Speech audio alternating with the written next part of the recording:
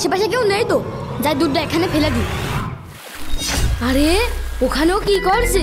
দুধগুলো ফেলানো শেষ, কেউ দেখিনি, যাই চলে যাই। মিরাজ ভাইয়ের কর্মচারী সব দুধ ফেলাই দিচ্ছে, এখনই যে মিরাজ ভাইয়ের কাছে করে দিতে হবে। যাই এখান থেকে দাঁড়ি কেটে পড়ি। এই বছর দুধ বেচে দ্বিতীয় তালাটা কমপ্লিট করতে হবে। 1 2 3 4 5 6। মিরাজ ভাই সর্বনাশ হয়ে গিয়েছে। কেন কি হয়েছে? আপনার কর্মচারী সব দুধ ফেলিয়ে দিয়েছে। কোথায়? ওই দেখেন ওই পাশে। তারা ও আজকে আসো, কর ব্যবস্থা আজকে করছি। মহাজন মহাজন, আজকে সব দুধ বিক্রি হয়ে গিয়েছে। ওই তুই চুপ কর, তুই কিরকম দুধ বিক্রি করেছিস তা আমি জানি। কেন মহাজন কি হয়েছে? কি হয়েছে মানে? ওই পাড়ার রকিব কইলো তুই বালতির দুধ বিক্রি না করে সব দুধ ফেলাই দিয়েছিস। মহাজন তাহলে শোনেন কি হয়েছে। এই দুধ আছে, দুধ, গরুর খাঁটি দুধ। এই তোমার এই দুধ নিয়ে আসতে এত দেরি হলো কেন?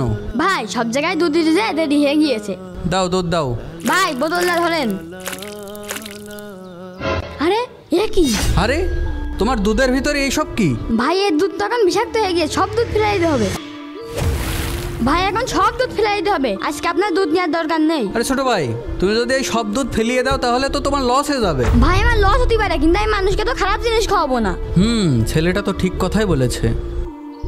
সামান্য একটা তেলা পোকার জন্য তুই সব দুধ ফেলে দিবি নাকি? মহাজন এটা সামান্য তেলা পোকার জন্য পুরো দুধটা বিষাক্ত হয়ে গিয়েছিল। এই দুধ মানুষ খেলে অসুস্থ হয়ে পড়তো। তাই না?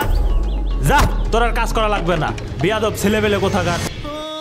বন্ধুরা, এই লোভী মহাজনের কি শাস্তি হওয়া উচিত কমেন্ট করে জানাও, আর চ্যানেলটি সাবস্ক্রাইব করো।